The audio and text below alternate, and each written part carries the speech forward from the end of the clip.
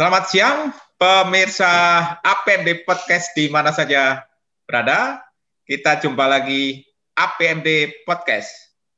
Kali ini saya akan berbincang dengan seorang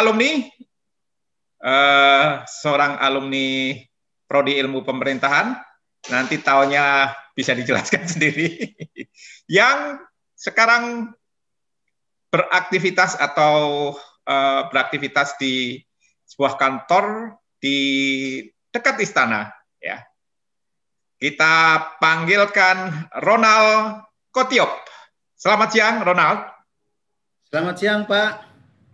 Apa kabar? Puji Tuhan, kabar baik. Ini sedang istirahat ya? Ya, Pak. Ini sedang istirahat. Mungkin Ronald bisa jelaskan dulu kantor Ronald itu kementerian apa, kemudian Ronald di bagian apa, supaya kita tahu ya. Pendengar, pemirsa juga supaya alumni yang lain tahu. Baik, Pak. Terima kasih, Pak Tas. Assalamualaikum warahmatullahi wabarakatuh. Salam sejahtera buat kita semuanya. Shalom. Saya perkenalkan diri lagi, saya Ronald Kotiop.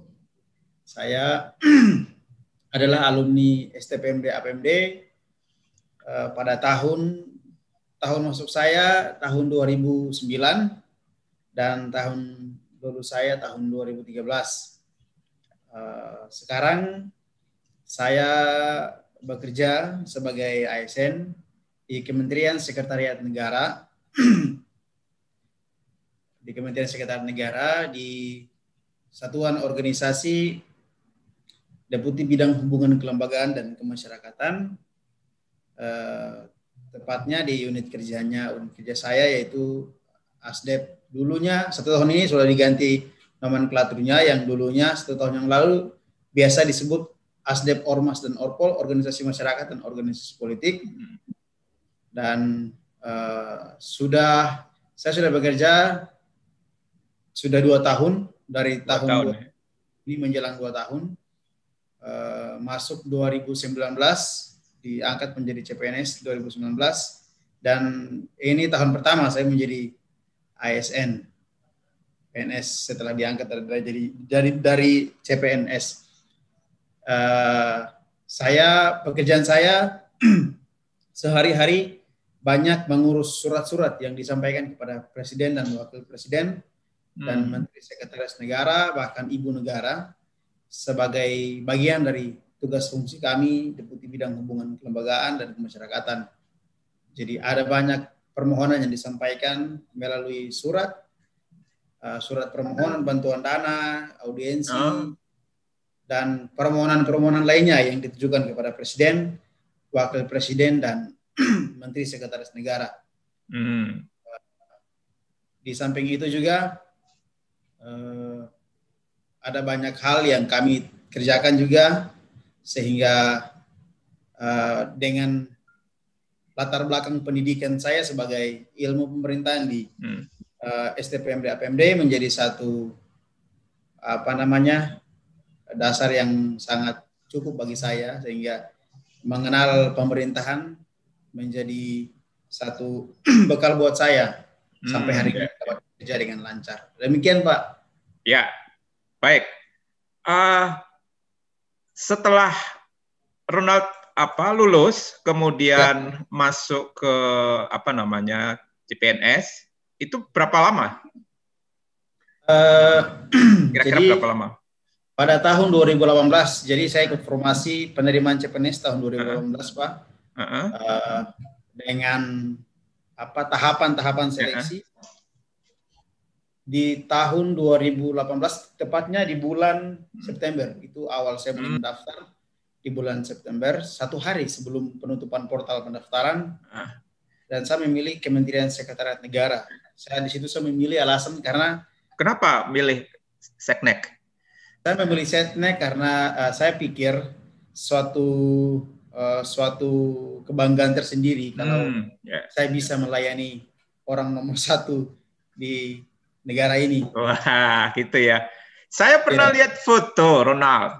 Waktu itu kalau nggak salah foto waktu Pak Presiden ada acara di DPR. Nah, waktu itu Ronald seolah-olah seperti mendampingi Pak Presiden semacam mengawal gitu ya. Itu bagaimana bisa diceritakan? Oh iya, itu waktu itu kalau nggak salah menjelang itu tepatnya di bulan Agustus 2019. Pada saat itu saya juga dipilih menjadi anggota di dalam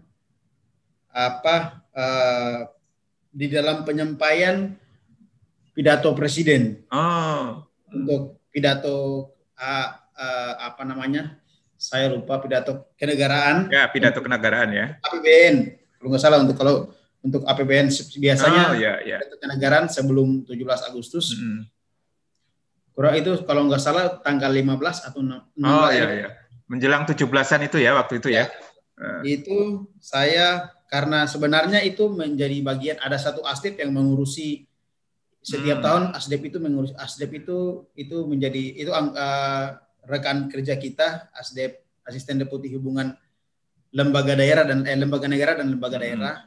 Setiap tahun itu menjadi hajatan mereka, dan saya memang diambil menjadi anggota di dalam penyampaian pidato presiden itu. Jadi kami kerjanya itu mulai kita memastikan setelah para staf ahli pembantu presiden menyiapkan pidato presiden, untuk setelah itu kami langsung mendampingi untuk langsung ke Percetakan Negara, ke satu lembaga yang bertugas untuk mencetak dokumen-dokumen negara.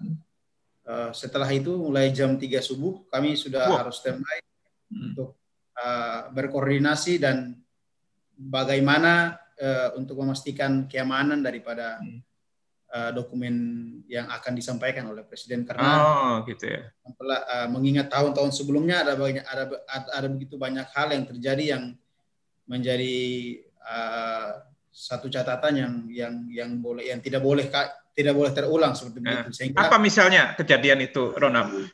Kejadian seperti ada pidato presiden yang telah tersebar di kalangan masyarakat pada umumnya sebelum presiden menyampaikan pidato. Ditambahi atau dikurangi jangan-jangan ya? Iya, itu hal-hal seperti itu yang kita jaga, sehingga betul-betul kita kawal, betul-betul kita mendampingi. Sehingga ya memang pada saat itulah momen di mana kesempatan buat saya juga untuk bisa belajar tingkat koordinasinya sampai ke DPRD. Setelah kegiatan itu ada kegiatan yang serupa yang berkaitan dengan Pak Presiden? Ya, kami kalau tugas fungsi kami sih Pak, memang kami memberikan rekomendasi untuk kehadiran presiden, untuk kebijakan yang mau dibahas di dalam rapat terbatas. Memang itu menjadi tugas fungsi kami, karena memang saya jabatannya analis hubungan antar lembaga, sehingga itu menjadi tugas fungsi kami. Jadi beberapa kali saya mendampingi deputi dan asdep saya untuk menerima audiensi dari organisasi dan organisasi besar, seperti terakhir sebelum pelaksanaan acara-acara besar oleh organisasi besar seperti Hari Pers Nasional, terkadang mereka meminta untuk beraudiensi untuk memaparkan rencana pelaksanaan acara. Nah, itu biasa diterima oleh Menteri Sekretaris Negara. Saya sering untuk mendampingi Pak Asdep dan Pak Deputi bersama Pak Mensesnek untuk kita menerima organisasi-organisasi besar itu. Karena surat yang mereka sampaikan kepada Presiden itu kitalah yang merekomendasi untuk dipenuhi atau tidak dipenuhi. Itu paling sering untuk kegiatan di kantor. Kalau kegiatan di luar kantor, kami biasanya setelah kami merekomendasi surat itu, kegiatan itu dihadiri Presiden, biasanya kami memantau juga, memantau jalannya kegiatan itu. Baik, sejauh ini pernah nggak Ronald mengalami pengalaman yang ya apa ya, yang mungkin sesuatu yang aneh, sesuatu yang misalnya nih contoh dari tadi Ronald cerita apa surat-surat itu ya, Ya. menerima surat-surat. Nah, misalnya menerima surat dari masyarakat atau warga yang permintaannya aneh, itu pernah ada nggak? Iya, memang setiap tahun kita menerima beragam surat, Pak. Jadi luar biasa antusias masyarakat untuk menyampaikan permohonan, aspirasi, saran, Ya, masukan. ya. Jadi ada begitu banyak sekali. Nah, kami memang kami setiap tahun hampir bisa memproses 5 sampai 10 ribu surat Wih, setiap tahun. 5 sampai 10 ribu. 10 ribu surat, Pak. Jadi Dan itu tidak semua, ya, Ronald, tidak semua disampaikan ke presiden ya? Ya, biasa kami mempertimbangkan Betul. dalam penganalisaan itu biasanya diteruskan. Ya. Ada kadang juga surat itu dikirim 2 kali atau surat yang tidak perlu, itu sebagai bahan informasi saja untuk kami terima. Jadi ada banyak sih Pak, mulai ada yang biasanya yang mulai daripada organisasi yang sifatnya politis, yang seperti relawan ada kala juga tuh yang biasanya kita memang tidak banyak yang perorangan sih Pak, jadi organisasi. Organisasi umumnya ya? Ya, organisasi sih. Jadi kalau untuk aneh-anehnya biasanya ada surat yang harusnya bisa diselesaikan oleh pemerintah daerah, sampai kepada, jadi hal-hal teknis yang sifatnya bisa ditangani di daerah, tapi itu diteruskan. Jadi kadang kita tidak bisa, kadangkala penanganannya kami tidak bisa meneruskan surat atau memproses surat, kami untuk langsung menemui untuk menyampaikan proses penanganannya seperti apa. Ada kalanya beberapa kelompok atau organisasi kecil yang memang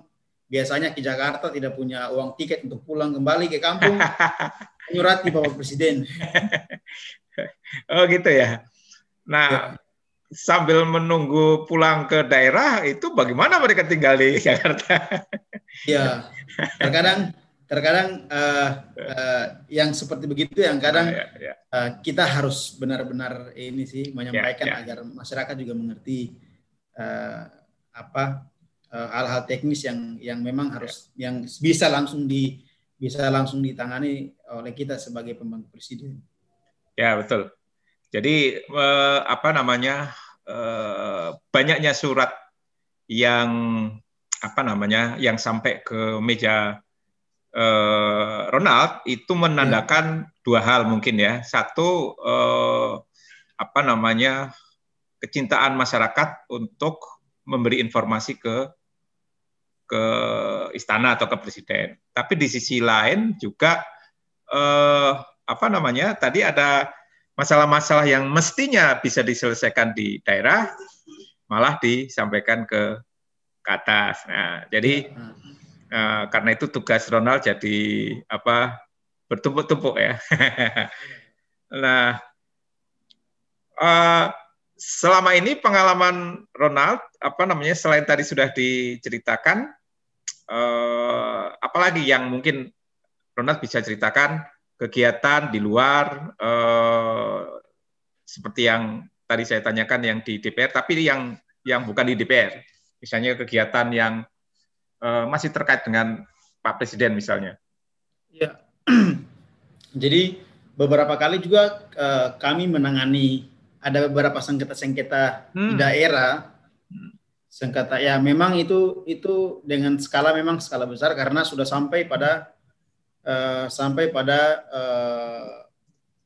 pengadilan tinggi. Jadi itu memang yang sifatnya itu memang suatu saat karena dia ada sifatnya itu memang dia berkaitan dengan hukum karena memang harus kita melakukan tinjauan langsung. Kasus hukum ya berarti ya? Ya, ada kasus-kasus hukum di daerah yang salah satu kasus terakhir yang sempat kita harus melakukan koordinasi langsung ke pemerintah pusat atau pemerintah daerah. Ada salah satu yayasan dia menang di pengadilan tinggi Padahal sertifikat ini khusus ini sengketa tanah sih Pak. Jadi sertifikat tanah itu bukan miliknya, tapi dia menang di pengadilan tinggi. Nah, dan sertifikat tanah tersebut atas nama pemerintah daerah. Nah, ini mengingat pemerintah daerah merupakan tangan panjang pemerintah pusat. Ya. Dia beberapa kali harus mengirimkan surat kepada presiden karena dia memegang keputusan pengadilan tinggi. Bahwa dia sudah menang. Ya. Nah, yang biasa kami harus apa namanya harus berwas-was tentang biasanya kalau surat tidak dibalas, surat tidak diproses, akan terjadi demo di depan istana. Nah, itu biasa Pak Menteri tanya, itu demo dari mana? Nah, terus kita pernah urus tidak? Kita pernah terima tidak? Pernah proses tidak? Nah, terus bagaimana tindak lanjutnya? Nah, itu kalau dalam skala demonya, skalanya kecil itu belum terlalu ini. Tapi kalau besar itu biasanya itu menjadi salah satu hal yang memang kami cukup khawatir juga dampaknya.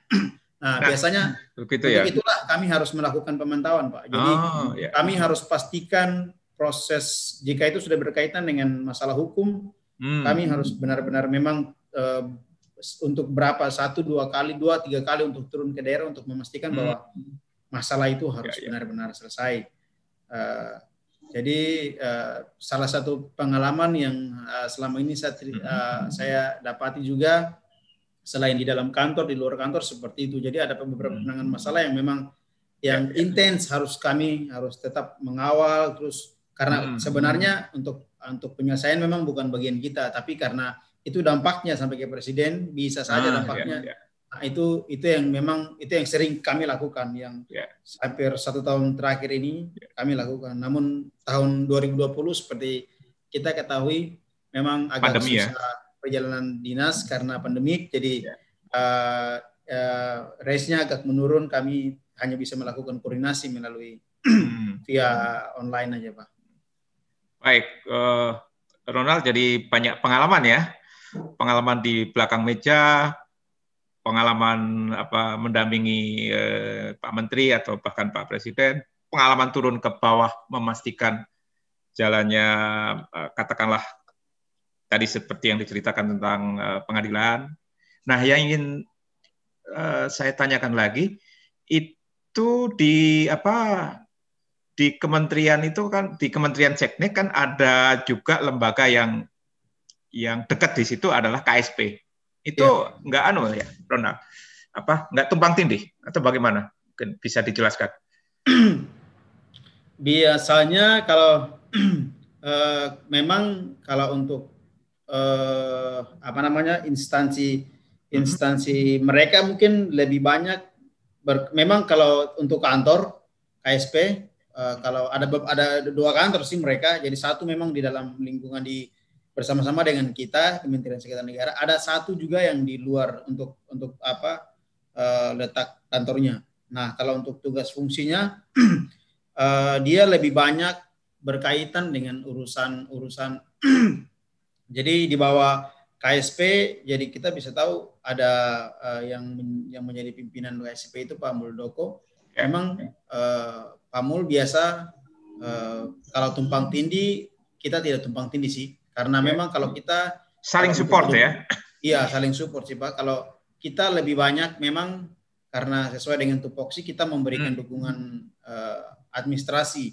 Administrasi dan dukungan analisis sehingga kita memang lebih banyak koordinasi kepada Mensesnek. Jadi walaupun itu memang berkaitan dengan presiden, kita lebih kepada Mensesnek. Nah, kalau KSP biasanya dia langsung, kalau dia koordinasinya tuh paling intens kepada Kepala Sekretariat Presiden sama Pak Heru Budi.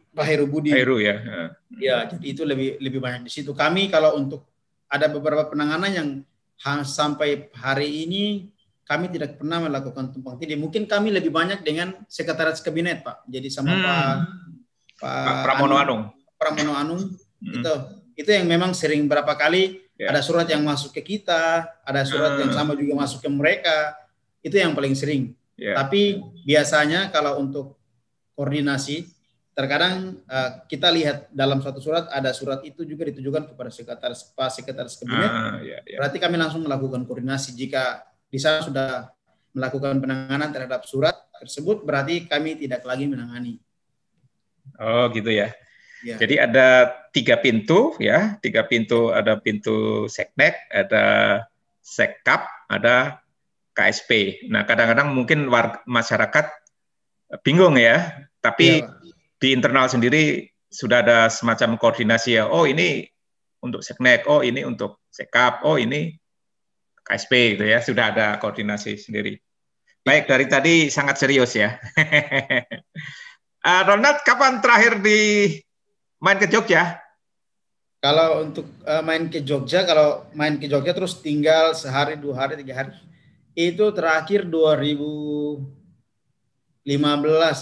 Wah. 2015. Wah, lama sekali. 2015.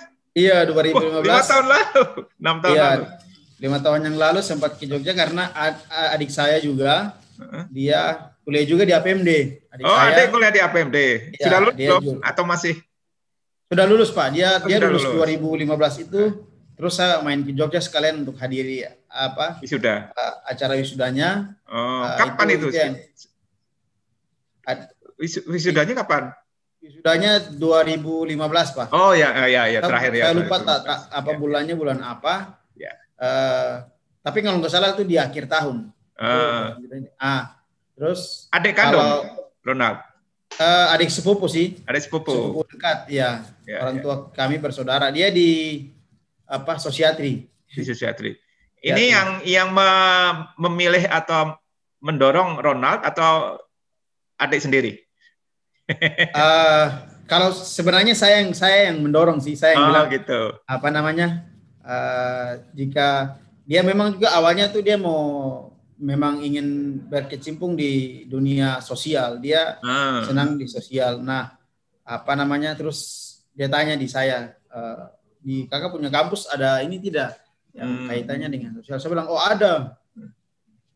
ada. Sudah saya ajak untuk bergabung bersama-sama dengan saya setelah 2 tahun saya kuliah, terus ya saya ajak juga dia.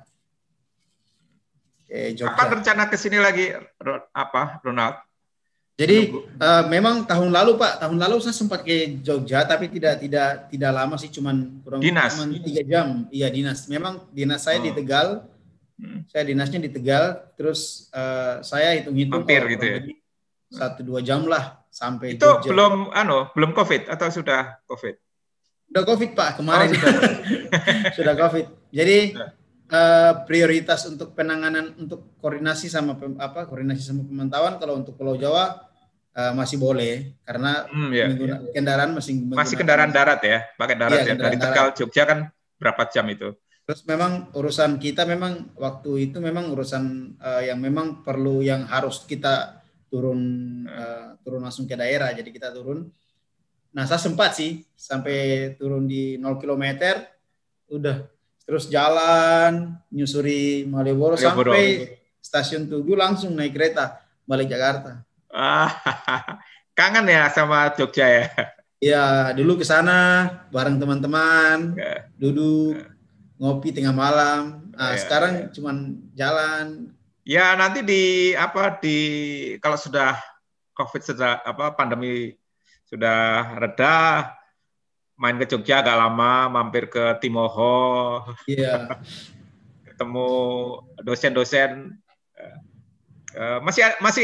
Masih yang diingat siapa dosen-dosen, Ronald? Kalau dosen yang saya masih ingat itu memang yang pertama mungkin dosen waktu pembimbing saya waktu skripsi. Saya paling ingat sekali Bu Rini. Terus Pak Goris. Pak Goris. Sama Pak Tas juga saya masih ingat. Terus Pak Goris. Terus sebagian besar saya lupa sih Pak. Cuman beberapa dosen-dosen yang memang yang terakhir sih yang sempat saya komunikasi, cuman itu aja sih, Pak. Baik, Ronald, kira-kira kalau Ronald bisa memperkirakan 5 tahun yang akan datang, eh, apa apa yang ingin diharapkan oleh Ronald, terutama di karir ini ya? Iya Pak. Uh, saya memang kalau untuk saya punya planning untuk ke depan. Dalam tahun ini memang saya punya planning untuk melanjutkan sekolah lagi ke jenjang ya studi yang selanjutnya itu S2 Pak. Karena memang di kantor juga menawarkan beasiswa. Oh, ya, ya. Beasiswa dan dukungan lah ya. Iya Pak. Dari jadi kantor. di dalam maupun di luar negeri Pak. Jadi baik di dalam maupun di luar negeri ya. Iya Pak. Jadi kalau dalam bayangan Ronald mau di mana? Sebenarnya itu jadi memang Pak saya kalau untuk saya pribadi sendiri saya mencari pengalaman untuk ke luar negeri sih Pak. Jadi makanya ada 1-2 bulan ini sedang menjalani pendalaman kursus bahasa Inggris. TOEFL ya? Sebagai TOEFL sama IELTS.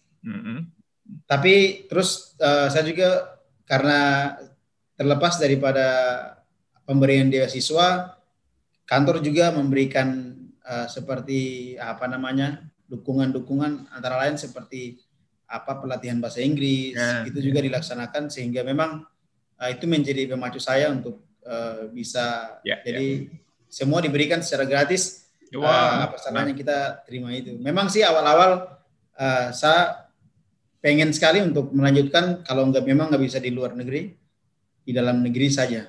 Bias kebanyakan begitu. Tapi kalau di dalam negeri cuman ini sih memang yang ditawarkan cuman UI saja. Dan tidak bisa keluar dari luar Jakarta, Jabodetabek lah, tidak bisa keluar.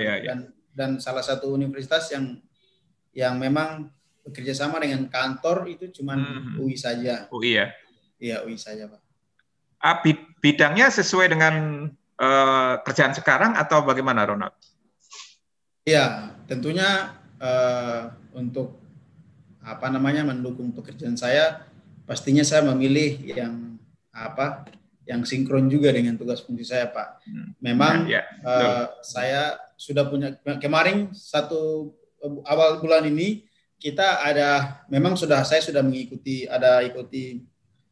pelatihan untuk penulisan proposal untuk di dalam untuk proposal untuk luar negeri. Di situ kita juga sudah diberikan gambaran untuk bagaimana memilih bidang studi kita atau program studi atau bidang studi kita yang akan kita pilih yang ada sinkronnya juga dengan tugas fungsi kita di kantor, sehingga diharapkan setelah kita melanjutkan S2 itu kita bisa dapat mengembangkan ilmu yang kita dapat itu kita terapkan di dalam satuan organisasi kita, Pak. Oh, gitu ya.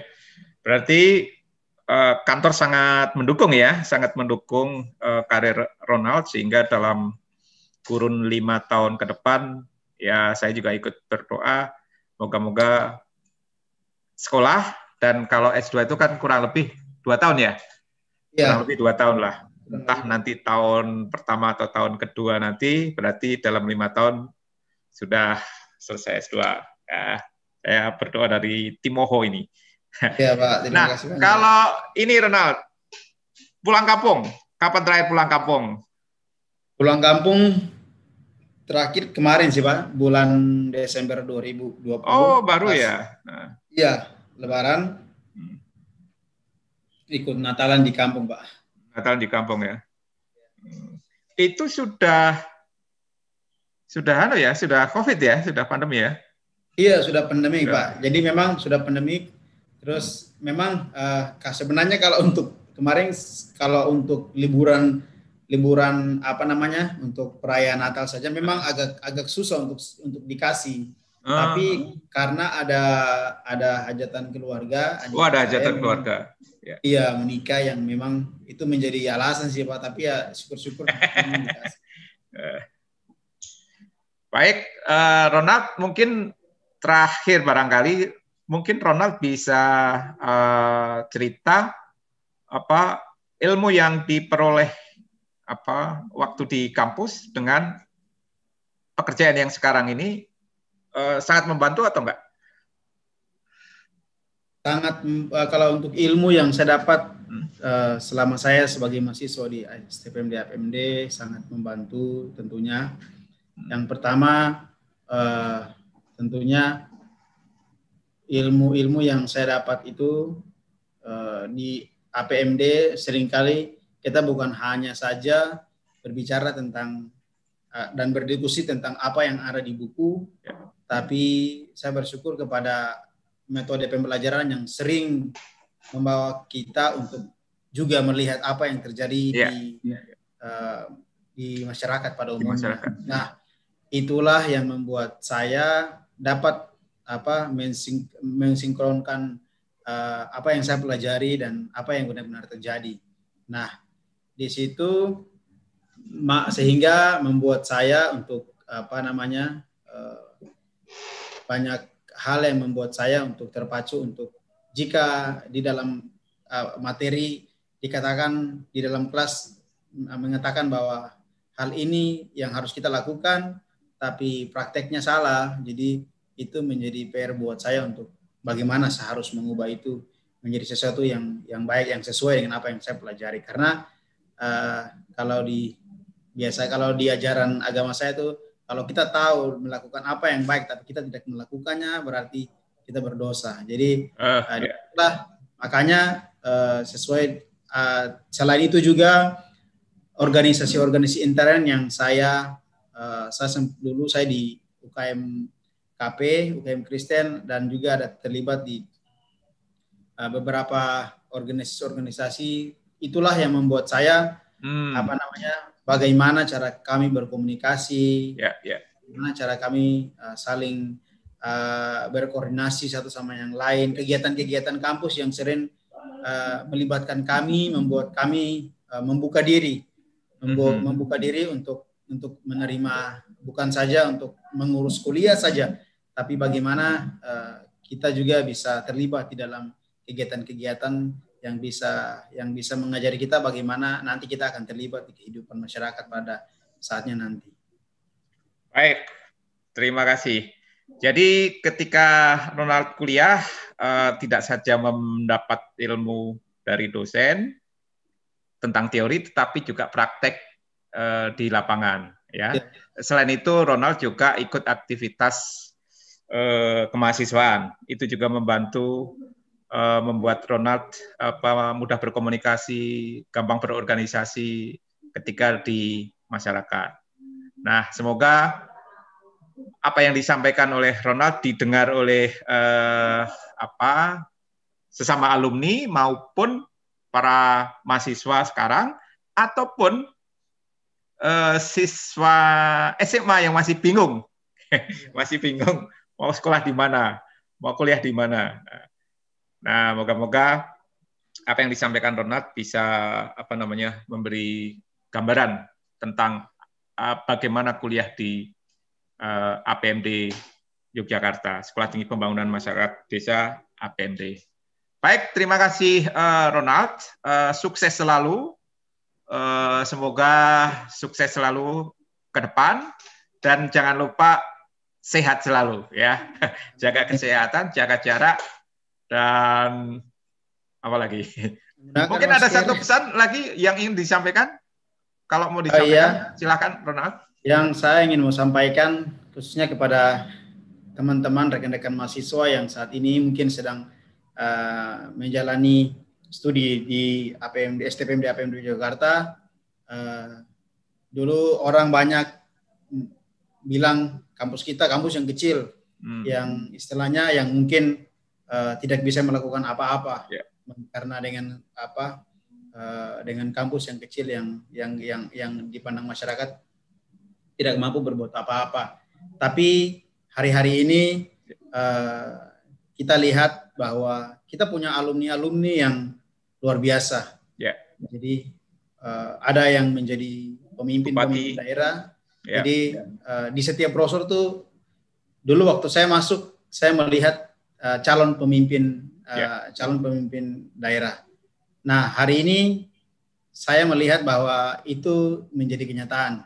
Ya. Bukan apa yang saat ini kita pelajari, bukan tentang kampus apa yang saat ini kita sedang ada bersama-sama dengan kampus itu, tapi bagaimana, apa yang akan kita lakukan setelah kita keluar dari kampus itu akan secara otomatis membawa nama baik kampus. Jadi jangan pernah tidak bermimpi untuk sesuatu yang besar, karena kita mempunyai hal yang kecil saat ini yang orang pandang tidak besar. Tapi di balik itu kita akan buktikan bahwa kampus yang menciptakan seseorang yang menjadi pemimpin besar itu juga merupakan salah satu dia keluar dari kampus yang luar biasa. Jadi tetap semangat, tetap optimis di dalam menggapai mimpi. Dan untuk rekan-rekan semuanya, ada alumni-alumni yang sering kita komunikasi, biarlah kita saling menjalin komunikasi untuk sama-sama kita mempromosikan kampus tercinta kita. Baik, terima kasih Ronald, sungguh sangat dalam ya, memberi inspirasi kepada kita semua, terutama kepada mahasiswa APMD yang masih sekolah. Jangan pernah berhenti bermimpi besar, sementara banyak orang menganggap kita dari kampus kecil. Wah, dahsyat sekali. Sekali lagi terima kasih Ronald. Perjumpaan dengan APMD Podcast hari ini.